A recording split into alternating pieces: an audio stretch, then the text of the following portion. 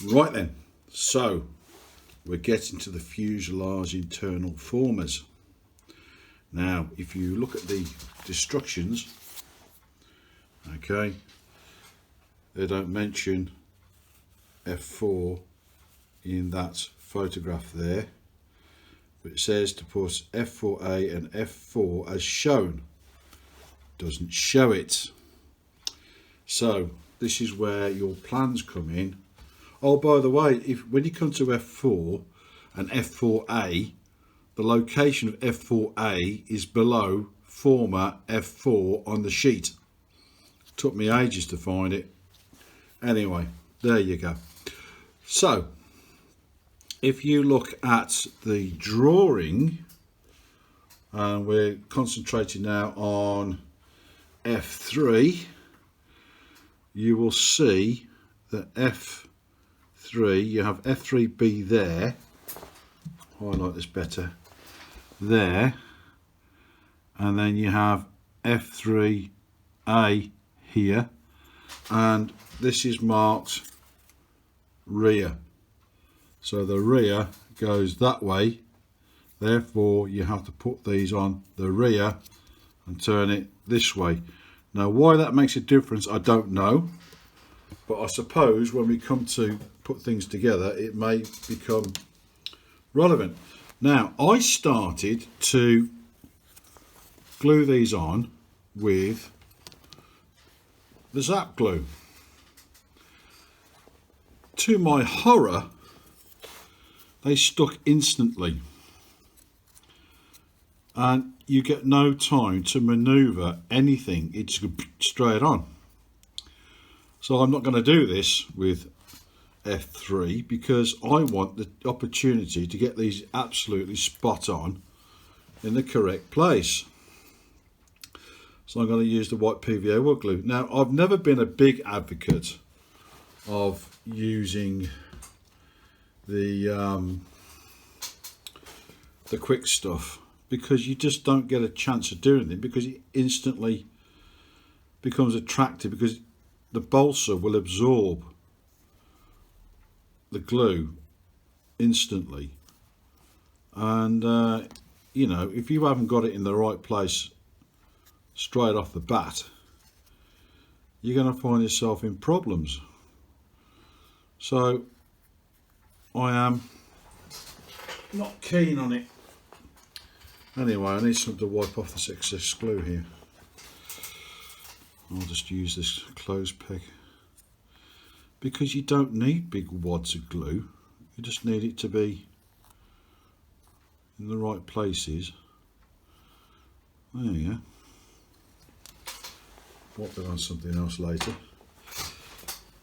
So now you're using the white glue. You can put these on at your leisure. You're not rushing, because if you rush it and it sticks instantly, well, you're going to be in a bit of a fix, aren't you? Because you won't be able to adjust anything, and once it's on, it's on.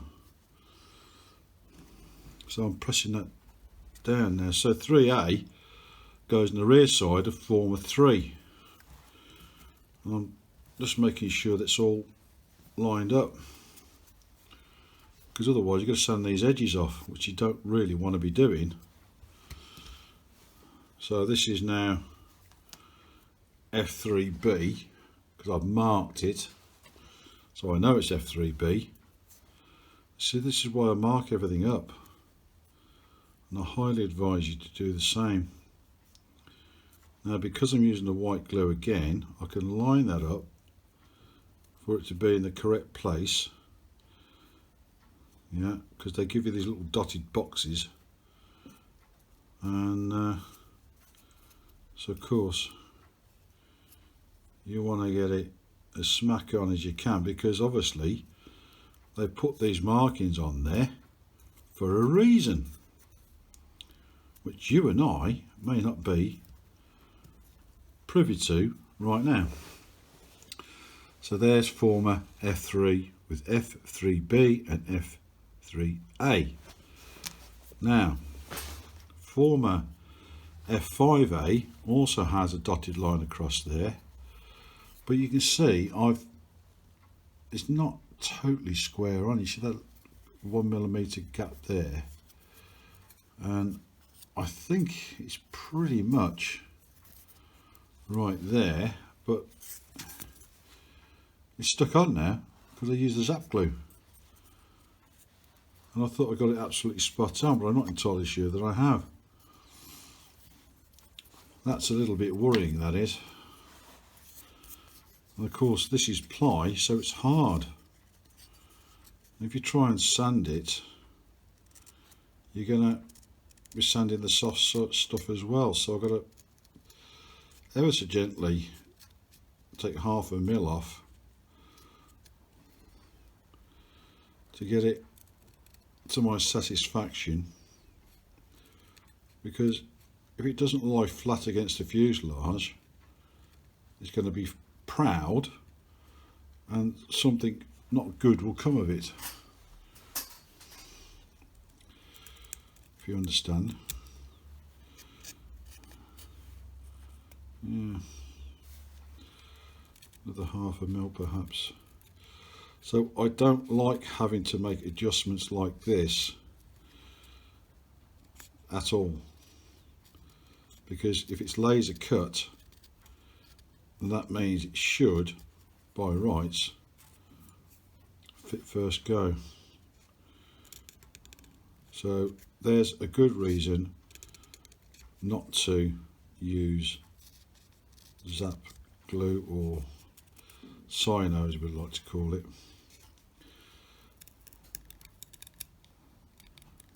I don't even know why I used it, to be honest. Anyway, F5a, and you see a little dotted line there that tells you it goes on that side. Now if we look at F5 on the plan, if you can see it all right, I don't know. Where am I in relation to this now? There we go. So you'll see F5a here. So this goes this way around like that. So you have to look at the plan and the instructions. Okay. Now what I did do was I jumped ahead a little bit and I put my motor onto F2. Now they do have F2A, which is a square piece, but they also supply you with the motor mount.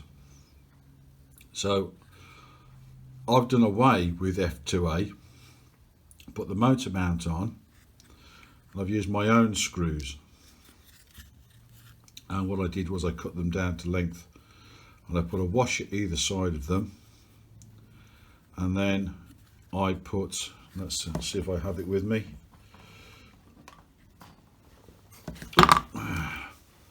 Vaseline. This is useful to have, especially if you're light on your feet. And anyway, so I put Vaseline on the thread. So put the thread in. Now it says two things. Number one, it stops the thread from rusting and so forth and so forth. Makes it easier. It's a lubricant. It makes it easy to get the thread in and out. But what you do is you put a washer and a nut the other side.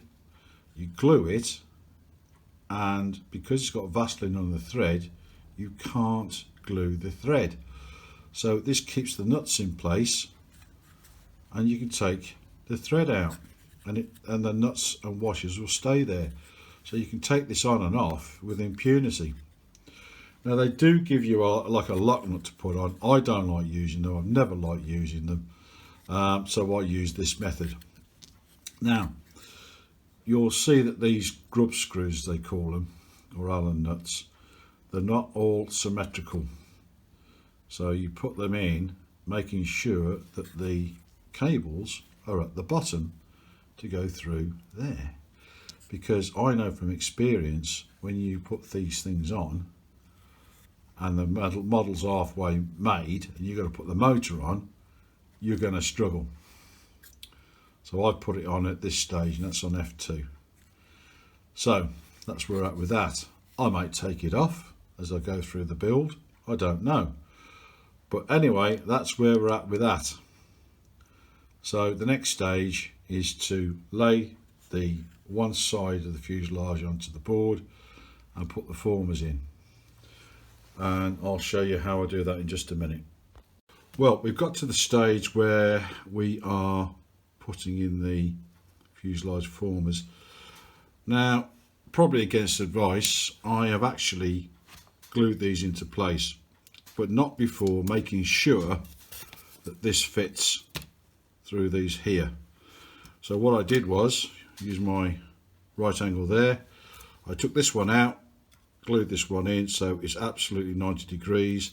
Did the same the opposite side, took this one out, did former 2, went back to former 4, got them absolutely 90 degrees, and so this should now go straight in.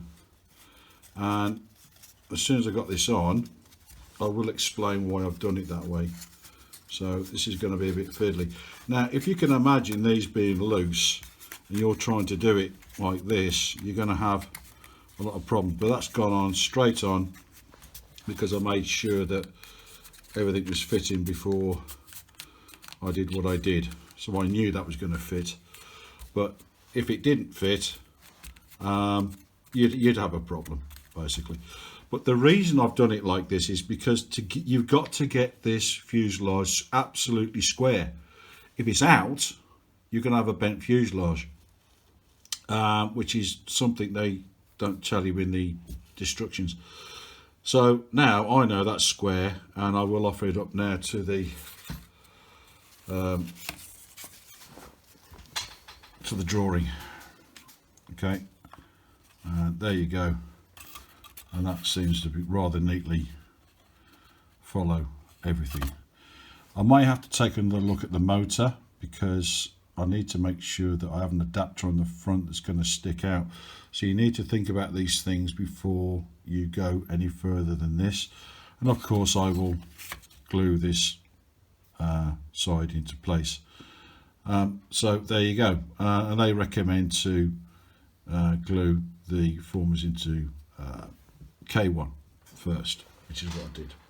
But what I did use is I used the unused F2A as well to fit in there because that's a right angle, and so I know that's correct. So we'll be reinforcing the glue on there a little bit later. Now this brings me rather neatly to the servos you're going to use. Now this goes in next servo tray. Now as far as I'm aware, the servos go in this way up, which I think is shown here. They go in upside down basically. Now the thing is with servos, you've got to be a little bit careful here because I think in the instructions they say use a 4.8 gram servo. Well, these are I think 4.9. Let's have a look. There you go, you can see how much you pay for them there. Let's have a look. Weight 4.8, so I've got a 4.2, that's correct. Oh yeah, the instructions say 4.4 grams. I don't think you need to put 4.4 grams in, and they're going to be not really readily available, but you can get 4.8 and they do fit in. Now normally I use these. Okay, now these are 5 grams and you can use these for most things, and I would have thought that these would be more than adequate for what we're doing here. I mean, it's only 6 grams, well 0.6 grams heavier, so I don't really know why they're insisting on using as a 4.4.